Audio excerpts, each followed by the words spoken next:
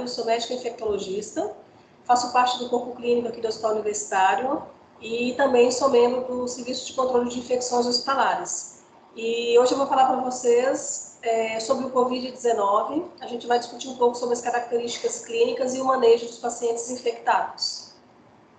Nessa apresentação, a gente vai tentar explanar mais ou menos esses itens aqui ao longo dos próximos minutos, tentando dar uma clareada um pouco.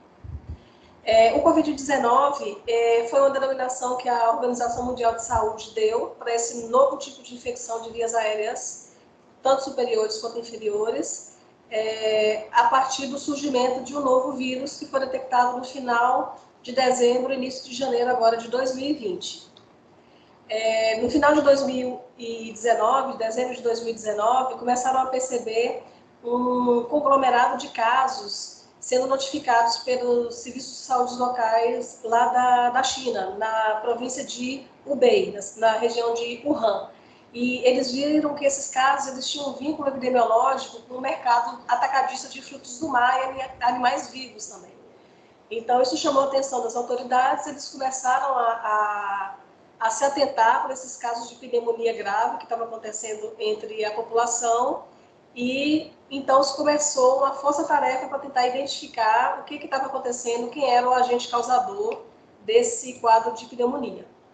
E aí, nas pesquisas, eles descobriram um novo vírus, que é caracterizado como SARS-CoV-2. Esse SARS-CoV-2, ele faz parte da subfamília dos coronavírus e estirpes dessa mesma família, os coronavírus, já causaram outros quadros de infecções respiratórias também nos últimos anos.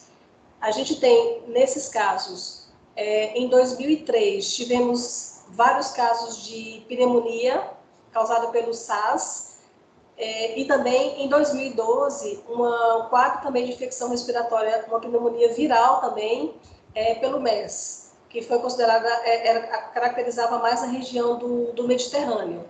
São estirpes da mesma família, né, do coronavírus, e que causaram também muitas infecções respiratórias, mas não com a magnitude que a gente está vendo agora no SARS-CoV-2. Uma característica do vírus, desse trabalho interessante, ele está mostrando aqui a meia-vida viável do vírus, em vários tipos de estruturas. Por exemplo, a meia-vida do SARS-CoV-2 comparada com o SARS-CoV-1 em aerossóis, o vírus permanece viável mais ou menos umas 3 horas, mais ou menos o tempo que era visto no SARS-CoV-1. Em superfícies de cobre, a meia-vida em torno de 1 hora, podemos chegar até 2 horas. Em papelão, esse vírus ele tem uma meia-vida viável de até umas 5 horas, mais ou menos, de 2 a 5 horas. Aço inoxidável, em torno de 4 horas e meia até 7 horas. E em plástico, ele se torna viável de 5 até mais ou menos umas 8 horas. Então, é um trabalho interessante, só que ele está falando, assim, reproduz uma situação de laboratório, né? Não são as condições ambientais que a gente lida no dia a dia, né? Mas dá para a gente ter mais ou menos uma ideia de qual é a viabilidade desse vírus em vários tipos de estrutura, e isso tem impacto aí nas medidas de proteção individual. Esses aqui são dados da pneumonia, são dados online, atualizados minuto a minuto, né? É uma plataforma do Johns Hopkins, e a última atualização aqui, antes dessa aula, foi no dia 30 de março, e a gente já tinha mais de 780 mil casos confirmados aí ao redor do mundo, né? A gente sabe que tem subido rapidamente. Uma coisa que chama a atenção é que o número de mortes, em torno de 37 mil mortes nessa data, né, nesse horário, e com 164 mil casos recuperados. Então, assim, a gente tem um grande ato, um grande número de pacientes aí que a gente não está classificando, né? Que considerar 782 mil casos e 37 mil mortes, né? Então, assim, existem muito mais pacientes que a gente ainda não sabe qual está sendo o desfecho deles. Em relação aos períodos de latência, o período de incubação e a eliminação do vírus, né? Esse aqui também é um trabalho bem interessante, que ele fala do período de incubação do coronavírus, né? E aqui ele mostra, por esse gráfico, que em 50% dos pacientes, eles apresentam a manifestação, né, o início dos sinais e sintomas em torno do 4º ao 5º dia de incubação. Cerca de 98%, mais ou menos, dos pacientes já vão ter a manifestação, os primeiros sinais e sintomas da doença, com até 12 dias, em média, né? Podendo chegar aqui a 9 dias até 14 dias. Né? Então, em média, 50% dos pacientes já começam a ter sinais e sintomas entre o 4º e o 5º dia de incubação, e a grande maioria, com 14 dias, com 12 dias, já manifestaram já os primeiros sinais e sintomas. Esse gráfico aqui também bem interessante, ele mostra o perfil temporal da carga viral.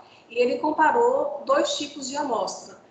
Uma amostra foi de secreção de saliva de região orofaringe, e a outra amostra, que é essa vermelha, era secreção de aspirado endotraqueal, ou seja, eram pacientes mais graves, né, que estavam em ventilação mecânica. Visualmente, a gente olhando esse gráfico, a gente percebe que os pacientes de amostra de aspirado endotraqueal têm cargas virais mais elevadas, né? Os pacientes com secreção de orofaringe, uma carga viral um pouco mais baixa. Aqui mostra o tempo após o início dos sintomas. A gente vai observando que a carga viral, ela chega a um valor, no caso de secreção de saliva, um valor mais alto, em torno do 5º dia, mais ou menos, do início dos sinais e sintomas, né? Que seria um momento bom para a gente poder fazer o PCR, né? Tentar amplificar esse DNA do vírus. O tempo de clareamento, o tempo que o indivíduo leva para poder clarear, limpar, tirar esse vírus do corpo, em média, 20 dias. Nesse trabalho, que tem uma casuística pequena, que foram só 23 pacientes, teve paciente que demorou até 23 dias para poder conseguir clarear o vírus todo. Então, assim, em média, o 5º dia de doença você tem nos pacientes que não estão em ventilação mecânica, né? Que não, teoricamente não são pacientes tão graves. 5º dia de doença você tem uma carga viral mais elevada e você leva em torno de 20 dias para poder clarear toda essa carga viral. Os pacientes que têm uma carga viral mais elevada, que são os pacientes em ventilação mecânica, eles levam em média também esse mesmo período de tempo.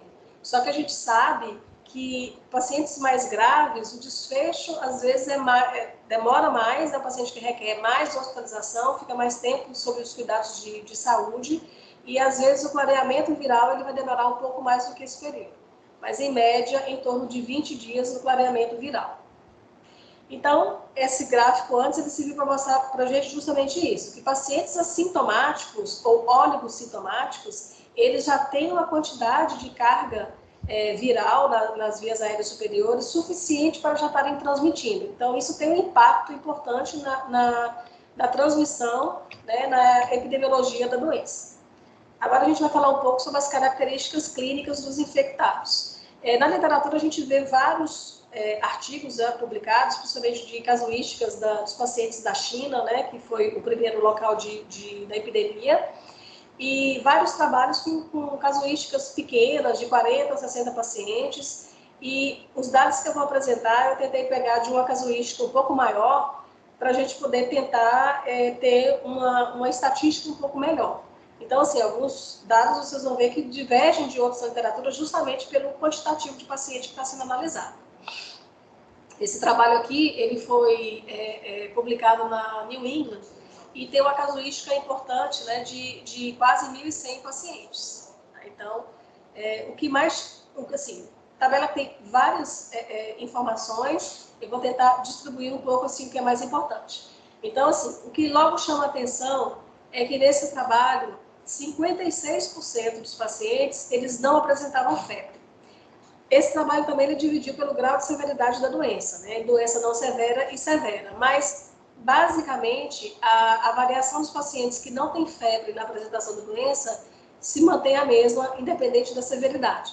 Então, assim, febre como sinal da doença é um sinal que às vezes não é tão frequente, principalmente se a gente for levar em consideração um grupo de risco importante, que são os pacientes com comorbidades, são pacientes idosos que já têm efeitos da imunossenescência já e que, às vezes, não vão apresentar mesmo febre.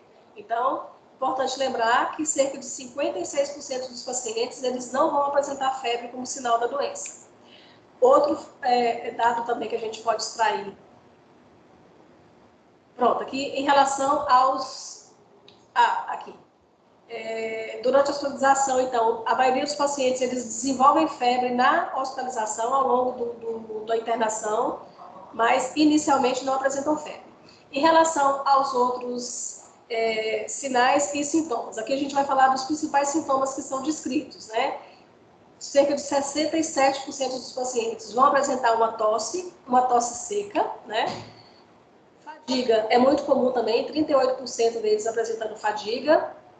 A tosse produtiva pode acontecer também em 33,7% dos pacientes. A respiração curta, né, aquela dispneia, em cerca de 18% dos pacientes. Aqui só um gráfico para poder esclarecer um pouco mais. Então, em relação aos sintomas, o mais comum ou menos comum, a gente está vendo que é tosse seca, quase 70% dos pacientes, fadiga, quase 40%, tosse produtiva, dispneia, quase 20%, odinofagia, cefaleia. Né? A gente vê que aqueles sinais de vias aéreas altos, como por exemplo a rinorreia, que é muito comum na influenza, a gente não está detectando aqui.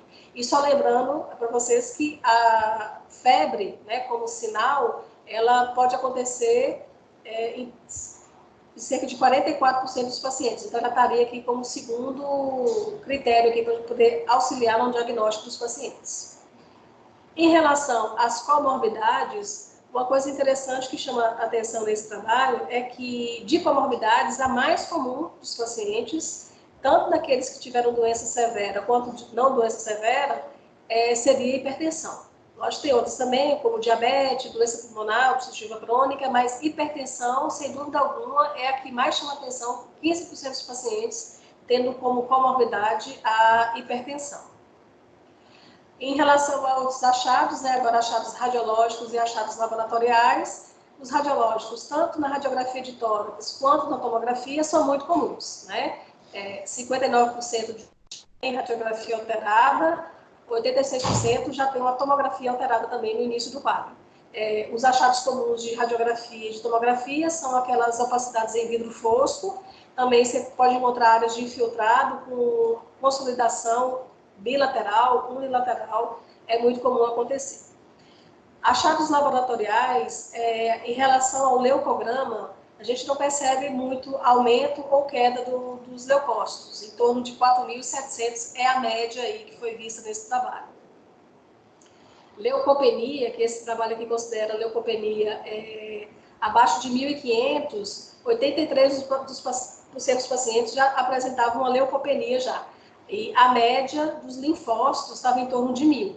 Tá? Então, assim, leucócito em torno do leuco normal, né, variando de 3.500 a 6.000, e linfócitos, em média, variando de 700 a 1.300, com a média de 1.000. Né? Linfopenia, com leucócitos, linfócitos menor do que 1.500, 83% dos pacientes já apresentavam já esse tipo de alteração.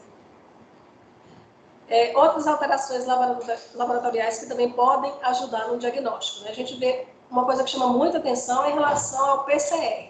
60% desses pacientes eles apresentam PCR elevado.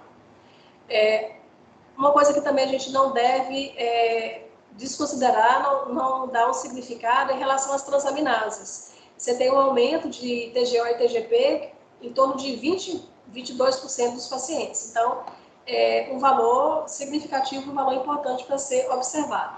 Além disso, a gente tem também aumento de dedímero, né, e também aumento de LDH, que é muito comum.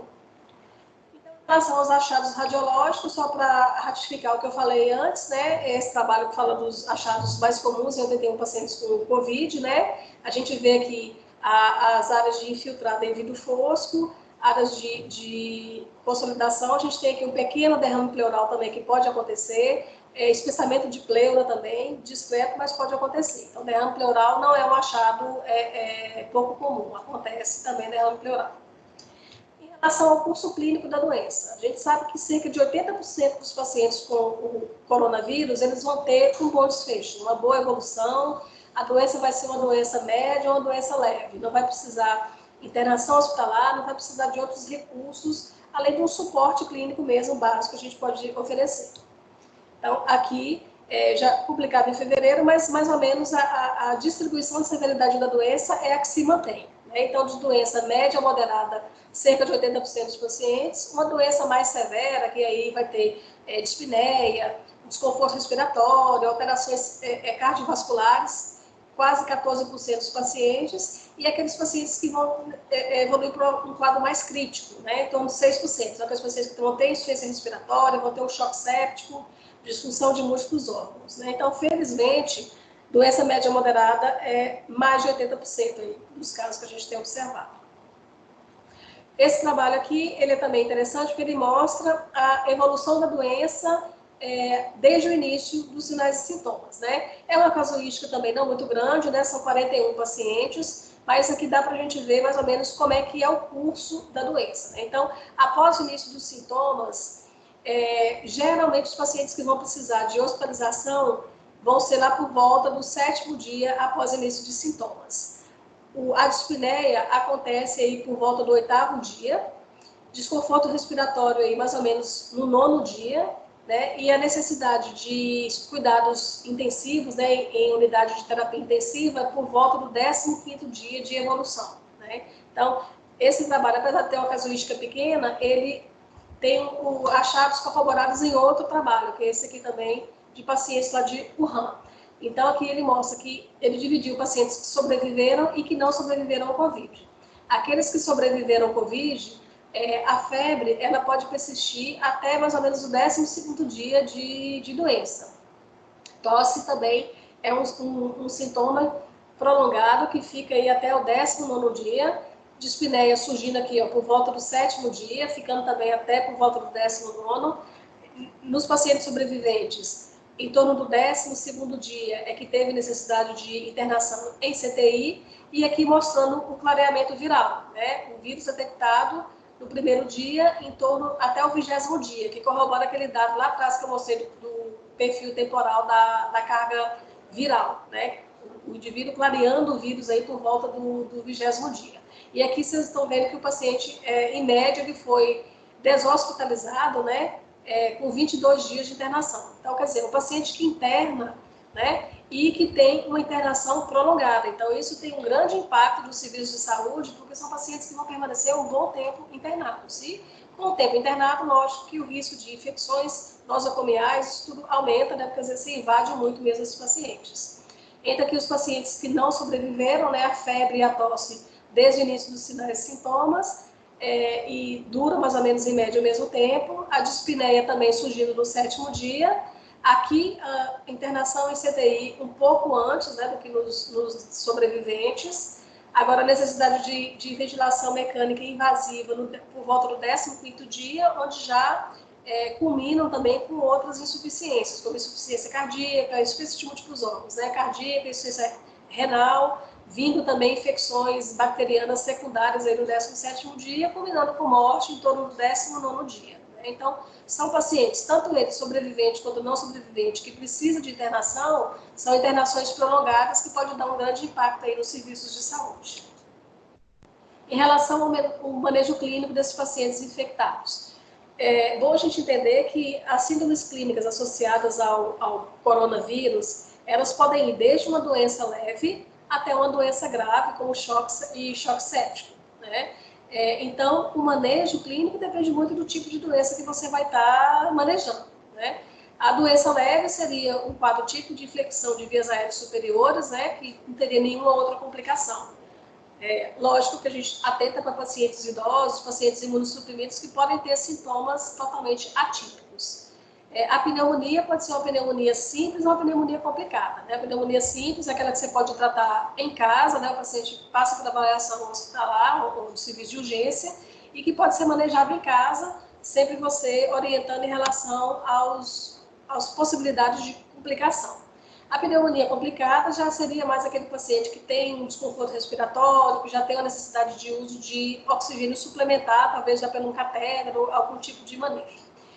A síndrome do desconforto respiratório agudo, geralmente ela tem início dentro da primeira semana, como a gente falou, né, em torno do 7º ao 9º, 10º dia é aquele período mais crítico, né? Às vezes até o 12º dia é o período mais crítico em relação ao caso clínico, né? É quando começam a surgir as principais complicações.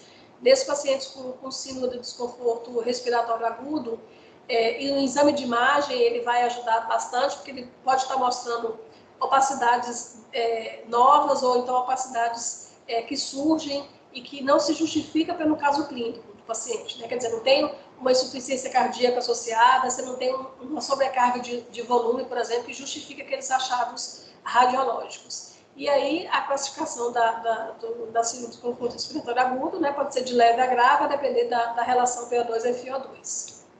Paciente séptico, né, que é aquela disfunção orgânica exagerada, né, uma resposta desregulada do nosso sistema a um agente infeccioso, no caso, um vírus, né, e que pode ser 2 critérios ou mais de hipotensão, alteração de status mental, taquipneia. E o choque séptico, aquele paciente que precisa de amina para manter uma pressão arterial média acima de 65 e que tenha também um lactato maior ou igual a 2, mesmo após uma ressuscitação hídrica. Então, o manejo clínico vai depender muito da síndrome, do espectro da doença que a gente vai estar lidando, né? Doenças leves, orientação de isolamento respiratório, uso de sintomáticos, a gente tem que aconselhar bem esse paciente em relação aos sinais e sintomas que possam sugerir complicação, qual é o tempo que ele tem que ficar mais alerta e buscar o serviço de saúde quando realmente estritamente necessário. Paciente com a COVID severa, que já seriam aqueles pacientes com pneumonia já, nesses casos tiverem com queda de saturação, a gente entrar com oxigenoterapia baixo fluxo para tentar manter uma saturimetria acima de 94%, buscando, a gente está sempre monitorando esse paciente, buscando complicação, que são pacientes que têm um potencial de complicação maior. Nas comorbidades, a gente faz um manejo clínico individual de cada paciente, claro, e tratando as co-infecções, principalmente as infecções bacterianas sobrepostas, né? A gente escolhe esquemas antimicrobianos pensando qual a origem, uma origem comunitária, uma origem nosocomial. Na escolha de antimicrobianos, a gente sempre tentar associar o macrolídeo com a azitromicina, porque ela pode fazer diferença depois na escolha de terapias alternativas. Então, normalmente, a escolha para pneumonia comunitária é um beta-lactâmico com ceftriaxona, com a azitromicina, e na pneumonia nosocomial, a gente sempre tenta ampliar o espectro para pseudomonas, né, que é um germe comum. Na síndrome do desconforto respiratório agudo, além da gente estar preparado, ter um pronto reconhecimento dessa evolução desfavorável, né, a gente tem que ter uma equipe já treinada já para uma intubação rápida e efetiva, né, a gente fazer a terapia de proteção pulmonar com volumes correntes mais baixos, tentar manter pressão de platô menor que 30, ventilação prona em boas horas ao longo do dia, tentar aspiração de vias aéreas fechada, a gente não abrir o circuito para que não haja queda de pressão no circuito, que também não se espalhem aerossóis no ambiente, podendo expor a equipe assistencial, né? E também, lógico, reconhecer prontamente o desfecho para choque séptico, e aí a gente manejar de acordo com a necessidade de cada paciente. Em relação às terapias alternativas, as terapias adjuvantes para o COVID, né, há muitos trabalhos ainda. Eu vou falar um pouco aqui sobre algumas drogas, algumas terapias, para finalizar aqui essa apresentação. A hidroxicloroquina é uma das drogas mais faladas, a hidroxicloroquina, e também a cloroquina, né? Eu vou falar da hidroxicloroquina. Existem trabalhos em andamento, vários trabalhos, inclusive, com vários esquemas de dosagem, né? O que a gente sabe é que a hidroxicloroquina, ela tem um efeito imunomodulador. Então, assim, teoricamente, isso pode contribuir com um efeito anti-inflamatório diante dessa infecção viral. E parece que os trabalhos mostram que seja vantajoso a gente fazer o uso da hidroxicloroquina para tentar diminuir mais a atividade inflamatória. Agora a gente já tem uma nota técnica do Ministério da Saúde que recomenda o uso da cloroquina, da hidroxicloroquina, em pacientes com quadro mais grave, que seriam aqueles pacientes com saturação abaixo de 93, uma frequência respiratória acima de 30, ou então a relação PO2-FiO2 menor que 300, ou então um infiltrado maior que 50% nas últimas 24 a 48 horas. Então, pacientes que têm um desfecho mais grave, estão entrando já no protocolo do uso da hidroxicloroquina. Juntamente com a hidroxicloroquina, a gente tem outras drogas, como, por exemplo, o lopinavir e ritonavir, que é um antiviral, inibidor de protease, que também tem um efeito antiviral e alguns trabalhos também em andamento. Mas, do mesmo jeito da hidroxicloroquina, a gente precisa de trabalhos mais robustos, com casuísticas maiores, para a gente ver a real vantagem dessas drogas. Remdesivir é um antiviral que já foi testado, inclusive, em epidemias do Ebola, do MERS, do SARS, e ela ainda não está comercialmente disponível, mas a gente já tem trabalhos em fase 3 já, e dentre essas todas, parece ser a droga mais promissora para a gente ir aí pelos próximos meses, né? Então, assim, vamos ver como é que vai ser o desenrolar desses trabalhos. Temos também a azitromicina, que já é uma droga bem conhecida já na literatura para a gente, em relação aos seus efeitos imunomoduladores e anti-inflamatórios, como é a hidroxicloroquina. Muitos pacientes com doenças pulmonares crônicas fazem uso da azitromicina em baixas doses para imunomodular a atividade inflamatória. Ela, associada com a hidroxicloroquina, está fazendo parte do protocolo que eu citei anteriormente, de você associa naqueles pacientes que têm um desfecho mais grave. Então, é a mesma situação da hidroxicloroquina. A gente precisa de mais trabalhos, né, trabalhos mais bem desenhados, para a gente poder realmente afirmar que o efeito é satisfatório. Mas a gente já tem promessas, né? Então, já estamos conseguindo ter alguma resposta. Talvez você consiga diminuir o tempo de hospitalização em CTI. Então, está entrando já no protocolo pela nota técnica do Ministério da Saúde. Acredito que tenha sido o último slide, quanto era isso já finalizado. Agradeço, então, a participação, né, de todos e estou disponível aí para tirar as dúvidas que forem surgindo aí ao longo do manejo dos pacientes. Muito obrigada.